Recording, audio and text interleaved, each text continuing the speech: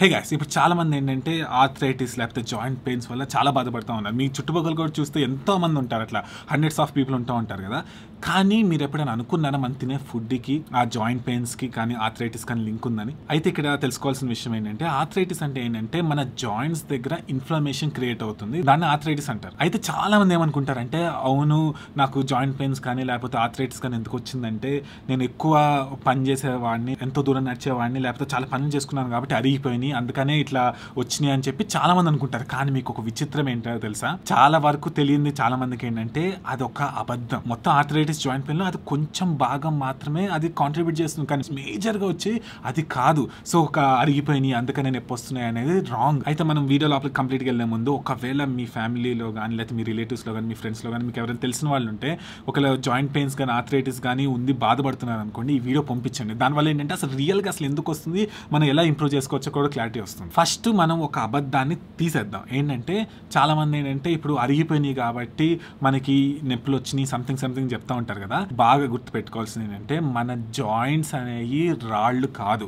రాళ్ళు ఇట్లా కొడితే అరిగిపోతాయి అన్నట్టు మన జాయింట్స్ కాదు. మన జాయింట్స్ దగ్గర కాన్స్టెంట్ గా రీజనరేట్ అవుతానే ఉంటాయి. ఎన్నో కొత్త సెల్స్ వస్తూ ఉంటాయి, ఎన్నో పాత సెల్స్ పోయి కొత్త సెల్స్ దాని మొదలు వస్తూ ఉంటాయి. కార్టిలేజ్ ఉంటుంది కదా, ఆ కార్టిలేజ్ కూడా రీప్లేస్ అవుతా ఉంటుంది. అయితే ఇవన్నీ ఎప్పుడు జరుగుతాయి అంటే మనం సరిగ్గా ఫుడ్ పెడితేనే బాడీకి ఇవన్నీ జరుగుతాయి, లేకపోతే అవి జరగవు. అయితే ఇప్పుడు చాలా మంది ఏం చేస్తారంటే మామూలుగా పని చేసే వాళ్ళు కానీ చాలా మంది ఏంటంటే ఇప్పుడు లేబరర్స్ కానీ ఎవరైనా జనరల్ గా పని చేసే వాళ్ళు ఏం చేస్తారంటే నేను ఎంతో పని చేస్తున్నాను కాబట్టి నా చెయ్యి కాళ్ళ దగ్గర మొత్తం అరిగిపోయినాయి అందుకని యాక్సెప్ట్ చేసేస్తారు. కానీ అదే అబద్ధం. మేజర్ రీజన్ అది కాదు. చాలా మంది ఏమనుకుంటున్నారంటే మన బాడీ అనేది కార్ లాంటిది, సో ఎక్కువ నడిపాం కాబట్టి ఇప్పుడు అరిగిపోయింది, లేకపోతే వేరే ఎయిర్ ప్రాబ్లమ్స్ వచ్చినాయి అందుకని మనం ఒక గరాజ్ లో ఉంచాలి, ఒక షెడ్ లో ఉంచాలి అలా అనుకుంటారు. అది రాంగ్. బేసిక్ ఏంటంటే మన బాడీని మనం యాక్టివ్గా ఉంచకపోతే మన బాడీ పోతుంది. సో మీరు యూజ్ చేయకపోతే లూజ్ అవుతారు అనే కాన్సెప్ట్ బాడీకి అప్లై అవుతుంది. అయితే అసలు మొత్తం రీజన్స్ అన్ని మాట్లాడుకుందాం అసలు ఎందుకు వస్తుంది, ఎలా చేయాలని. కానీ ఇవన్నిటికన్నా ముందు ఏంటంటే ఇప్పుడు చాలా మందికి ఏం చెప్తారు, అరిగిపోయినాయి అందుకని వెంటనే మీకు నీ రీప్లేస్మెంట్ కానీ లేకపోతే హిప్ రీప్లేస్మెంట్ కానీ లేకపోతే ఏదో ఒక రీప్లేస్మెంట్ సర్జరీ చేయాలని చెప్పి చాలా మంది చెప్పేస్తారు. ఒకటి ఆలోచించాల్సింది ఏంటంటే నేను ఇక్కడ అవన్నీ తప్పు పట్టట్లేదు, అలా చేయడం వల్ల ఎంతో డబ్బులు క్రియేట్ అవుతా ఉంటాయి, ఓకేనా. జనరల్ గా అదొకటి. అందుకని ఏంటంటే ఇలా మనం ఫుడ్ తిని మనం రివర్స్ చేసుకోవచ్చు అనే కాన్సెప్ట్ జనరల్ గా ఎవరు బయట చెప్పరు. ప్లస్ ఇంకొక విచిత్రమైనది ఏంటంటే ఆల్మోస్ట్ జీరో రీసెర్చ్ ఉంది అసలు అరిగిపోవడం వల్లే ఇలా పెయిన్స్ వస్తాయి అని చెప్పి జీరో రీసెర్చ్ ఉంది అని మీకు తెలుసా? అయితే నేను డాక్టర్ కెన్ బెర్రీ అని చెప్పి ఇప్పటికే ఎన్నోసార్లు ఇంటర్వ్యూ చేశాను. వరల్డ్స్లో చాలా సూపర్ డాక్టర్, తర్వాత ఎంతో 25 lakhs సబ్స్క్రైబర్స్ అలా ఉన్నారు కదా. ఆయన క్లినిక్ ఉంటుంది కదా, జనరల్గా ఏంటంటే ఆయన క్లినిక్లో కూడా చాలా మంది వచ్చి నీ రీప్లేస్మెంట్ కోసం వస్తూ ఉంటారు, అంటే మోకాళ్ళు చిప్పలు వేరేది వేయించుకుందామని వస్తూ ఉంటారు. అయితే ఈయన ఏం చెప్తారంటే ఒక 3 months ఈ లో కార్బోహైడ్రేట్ డైట్స్, మీకు తెలుసు కదా మన ఛానల్ కానీ చూస్తే మీ అన్నీ అర్థమవుతుంది. లో carbohydrate diets, high fat diets మీరు ఫాలో అయితే రండి, కనీసం 3 months అయినా ఫాలో అయ్యి రండి చూద్దాం అని అంటారంట.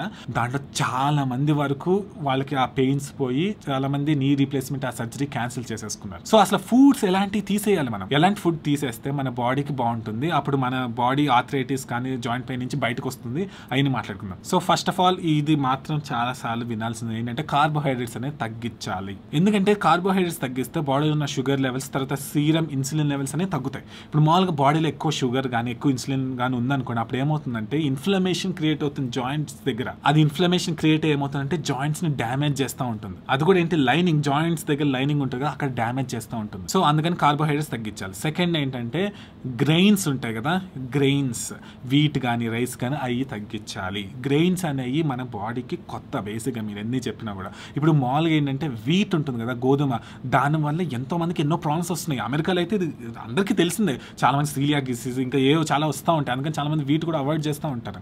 సో వీట్ అలాంటివి మాత్రం కంపల్సరీ మీరు తీసేయాలి. ఎందుకంటే ఇలాంటి దాంట్లో డిఫెన్స్ ప్రోటీన్స్ ఉంటాయి. అలాంటి ఇప్పుడు ఊహించుకోండి ఆ సీడ్ కదా, అసలు మీరు తినేది ఏంటంటే సీడ్ అనేది ఒకళ్ళు మీరు తినేసారనుకోండి ఇంకా ప్లాంట్ ముందుకి పెరగలేదు కదా. సో అందుకని ఏం చేస్తారంటే ఆ గ్రెయిన్స్లో ప్లాంట్స్ కొన్ని కెమికల్స్ ఉంచుతుంది. ఆ కెమికల్స్ ఉంచడం వల్ల ఏమవుతుందంటే మీరు తింటే మీకు బాడీకి ఏదో ఒకటి చేయాలని ఉంటుంది. సో అందుకని ఏంటంటే దాంట్లో డిఫెన్స్ ప్రోటీన్స్ ఉంటాయి కాబట్టి మీకు ఇన్ఫ్లమేషన్ క్రియేట్ చేస్తుంది. తర్వాత ఈ రెండింటికన్నా మోస్ట్ ఇంపార్టెంట్ ఏంటంటే వెజిటేబుల్ ఆయిల్స్. ఇప్పుడు మామూలుగా బయట ఆయిల్స్ దొరుకుతాయి, రిఫైన్డ్ ఆయిల్స్, సన్ఫ్లవర్ ఆయిల్, బ్లా ఏదో చాలా ఆయిల్స్ ఉంటాయి కదా. అవి ఎంత వర్స్ట్ అంటే నేను డాక్టర్ క్రిస్ కొనోబీ అని చెప్పి ఇంటర్వ్యూ చేశాను. ఆయన 30 years రీసెర్చ్ చేశారు ఆ ఆయిల్స్ మీద. సో చూడండి అసలు ఆయిల్స్ తీసేస్తే 50% ప్రాబ్లమ్స్ పోతుంది తెలుసా, అసలు అంత పవర్ఫుల్. అయితే ఈ ఆయిల్స్ తినడం వల్ల ఇన్ఫ్లమేషన్ ఒక రేంజ్లో జరుగుతుంది.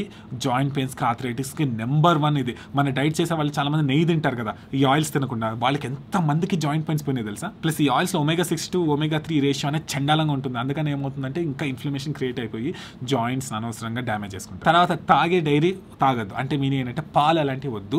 మీరు బటర్ తినచ్చు, గీ తినచ్చు, తర్వాత చీజ్ అవన్నీ తినచ్చు, కానీ మిల్క్ తాగటం అంత కరెక్ట్ కాదు. ఎందుకంటే మిల్క్లో కూడా ఇన్ఫ్లమేటరీ ప్రోటీన్స్ ఉంటాయి. ఒక స్టేజ్ తర్వాత మిల్క్ తాగకూడదు. ఏ యానిమల్ అయినా చూసారా మీ చుట్టుపక్కల ఒక స్టేజ్ దాటిన తర్వాత, ఒక కొంచెం పెద్ద అయిన తర్వాత పాలు తాగటం చాలా రేర్. మనం బలవంతంగా ఇంకా ఏం ఫుడ్ పెట్టకుండా పాలు ఇస్తే తాగుతుంది, కానీ జనరల్గా పెద్ద అయినప్పుడు ఒక పెద్ద ఆవు వచ్చి మళ్ళీ వాళ్ళు ఇంకో ఆవు దగ్గర తాగటం అనేది రేర్. ఎప్పుడు ఇంకా మార్చుకోయి స్టార్వేషన్లోకి వెళ్ళిపోతాయి తప్ప. అయితే ఇప్పుడు పైన అన్ని చేసినా కూడా కొంతమందికి ఇంకా ప్రాన్స్ వచ్చినాయి అనుకోండి, వాళ్ళు ఏంటంటే నైట్ షేడ్స్ అని చెప్పి కొన్ని ఉంటాయి స్పీషీస్, అంటే ఇప్పుడు టొమాటోస్ కానీ పొటాటోస్ కానీ అవి నైట్ షేడ్ ఫ్యామిలీ కింద వస్తాయి. మీ గూగుల్లోకి వెళ్ళి నైట్ షేడ్ ఫుడ్స్ అని కొట్టండి, ఆ ఫుడ్స్ ఏంటో ఒకసారి గమనించండి.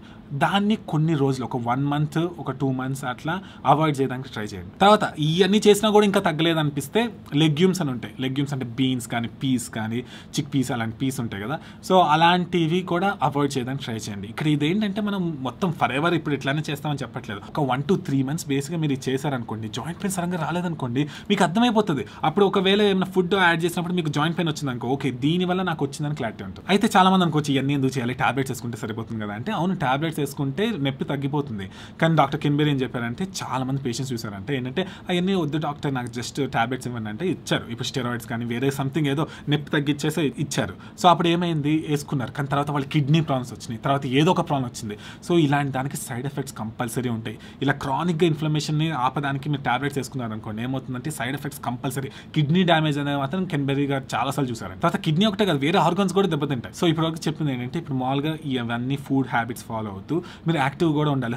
ఎక్కువ తిరిగితే అరిగిపోతే అనే అది కాన్సెప్ట్స్ వద్దు. మీరు వెయిట్ లిఫ్టింగ్ కూడా కుదిరితే కొంచెం స్లోగా స్టార్ట్ చేయండి. ఎందుకంటే మీరు అలా చేయడం వల్ల ఇండైరెక్ట్గా చాలా మంది ఏమనుకుంటారంటే బోన్ సరిగ్గా లేదంటే వెయిట్ లిఫ్టింగ్ చేస్తే ఇంకా పిచ్చిగా అయిపోతాం అనుకుంటారు. తప్పు. వెయిట్ లిఫ్టింగ్ అలాంటి స్ట్రెంత్ బిల్డింగ్ థింగ్స్ చేస్తే ఇంకా స్ట్రాంగ్ అవుతారు. అయితే డాక్టర్ కిన్బెరీ గారు ఒకటి చెప్పారు, అసలు నేను మరీ ఆశ్చర్యపోయాను. అసలు ఏంటంటే, ఇప్పుడు మామూలుగా బోన్ ఆన్ బోన్ వచ్చేసింది అంటే బోన్కి బోన్ ఇట్లా వచ్చేసి గీసుకోబోతుంది, ఇంకేం చేయలేము, కార్టిలేజ్ కూడా లేదు, సో అందుకని ఇంకేం చేయలేమని చెప్పి చాలా మంది ఇంకా నీ రీప్లేస్మెంట్ ఏదో ఒక రీప్లేస్మెంట్ సర్జరీకి వెళ్ళిపోదాం అనుకుంటారు కదా. డాక్టర్ కిన్బెరీ గారు మామూలుగా సజెస్ట్ చేసిన ప్రకారం చాలా మంది ఫస్ట్ డైట్ చేశారు. చేసిన తర్వాత ఇంకా వేరే కూడా ఉన్నాయి, ప్రోలో థెరపీ, తర్వాత PRP అలాంటి కొన్ని థెరపీస్ ఉంటాయి. అలా 1 year చేస్తే తర్వాత తెలిసింది ఏంటంటే, మీరు వినడానికి రెడీగా ఉన్నారా, కార్టిలేజ్ కూడా రీగ్రోత్ అయ్యింది. సో ఇలా కాకుండా మధ్య కార్టిలేజ్ కూడా గ్రోత్ అయ్యింది తిరిగి. సో అంత పవర్ఫుల్. ఇక్కడ ఒకటి అడుగుతున్నాను, 3 months చేయండి, ఒక 3 months చేయండి. ఒకవేళ 3 monthsలో మీకు పని చేయలేదు అనుకున్నాం, ఎట్లయినా మీరు సర్జరీ అనే ఆప్షన్ ఉంది, ఎప్పుడైనా సర్జరీకి వెళ్ళొచ్చు. కానీ ఒకవేళ సర్జరీ చేయించేసుకున్న తర్వాత అబ్బాయి చేసుంటే బాగుండేది, తగ్గిపోయేది కదా, అనవసరంగా చేయించుకున్నాను, అనవసరం కాలు కోయించుకున్నాను, అలాంటివన్నీ చేయటం ఎందుకు. సో 3 months చేయడానికి ట్రై చేయండి. అయితే చాలా మందికి ఏంటంటే ఇది ఎలా చేయాలో సరిగ్గా తెలియక మళ్ళీ ఇష్టం వచ్చిన చేసేసి తలనొప్పి తెచ్చుకొని, లేకపోతే ఎనర్జీ పోగొట్టుకొని, డైట్ పని చేయలేదని చెప్పి మళ్ళీ అనవసరంగా సర్జరీకి వెళ్తారు. దాని బదులు ఏంటంటే, నేను ఆల్రెడీ వెయిట్ లాస్ కోర్స్ అనేది చెప్పి చేశాను. సో ఆ వెయిట్ లాస్ కోర్స్ అనేది తెలుగు superhumans.comకి వెళ్తే కింద లింక్స్ పెడతాను చూడండి, అక్కడికి వెళ్తే మీరు కొనుక్కోవచ్చు. దాంట్లో మొత్తం క్లారిటీ చెప్పాను, ఈ ఫస్ట్ వీక్లో ఎలా చేయాలి, సెకండ్ వీక్లో ఎలా చేయాలి, థర్డ్ వీక్లో ఎలా చేయాలి, ఫోర్త్ వీక్లో ఎలా చేయాలి, ప్రతిదీ క్లారిటీగా ప్రతిదీ ఎక్స్ప్లెయిన్ చేస్తూ more than 100 వీడియోస్ ఉన్నాయి. అది తీసుకోండి, దాని మీద కూడా డిస్కౌంట్ రన్ అవుతా ఉంది. సో మీకు ఒకవేళ క్లారిటీ కావాలంటే దాంట్లో చూసుకోవచ్చు. సో ఒకవేళ మీకు ఈ వీడియో ఉపయోగపడింది అని ఫీలింగ్ కలిగితే మాత్రం సబ్స్క్రైబ్ చేయండి. ఇలాంటి ఎన్నో వీడియోస్ వస్తూ ఉంటాయి. ఆర్థరైటిస్ ఒకటే కాదు, ఇంకా చాలా డీప్ వీడియోస్ ఉన్నాయి ఛానల్లో కూడా. మీరు సబ్స్క్రైబ్ చేస్తే చాలా ఛానల్ కూడా గ్రో అవడానికి చాలా అవకాశం ఇచ్చినట్టు అవుతారు. ప్లస్ ఇంకొకటి ఏంటంటే, నా ఛానల్ హెల్త్ తర్వాత మైండ్ సెట్ సంబంధించింది కదా, ఎంతో మంది సప్లిమెంట్స్ కంపెనీస్, తర్వాత ఫుడ్స్ కంపెనీస్, వెయిట్ లాస్ వాళ్ళు ఎంతోమంది వచ్చారు, కానీ 1 రూపీ కూడా నేను వాళ్ళ నుంచి తీసుకోలేదు. సో మీరు అలాంటి కోర్స్ తీసుకొని సబ్స్క్రైబ్ చేసి వీడియో చూడటం వల్ల ఏంటంటే ఛానల్ ముందుకెళ్తూ ఉంటుంది. So thank you so much. మీరు అందరూ ఆసం, అది నాకు తెలుసు. Hi, I'm Dr. Ken Berry. I'm a family physician. I've been practicing medicine for over 20 years, and I've been deeply studying human nutrition, weight loss, health optimization, and also archaeology, anthropology, and paleoanthropology with regards to a proper human diet. And I can tell you that there's no better source of information in India than BNS's channel. Okay, he and I are good friends. We coordinate and we collaborate frequently. And anytime he has a question about nutrition or what health topics or medical topics, he asks me, we talk about it. He understands this stuff better than the average doctor. And so I'm not in any way joking or being facetious when I tell you that the health and nutrition information on his channel is legitimate, and I endorse it 100%.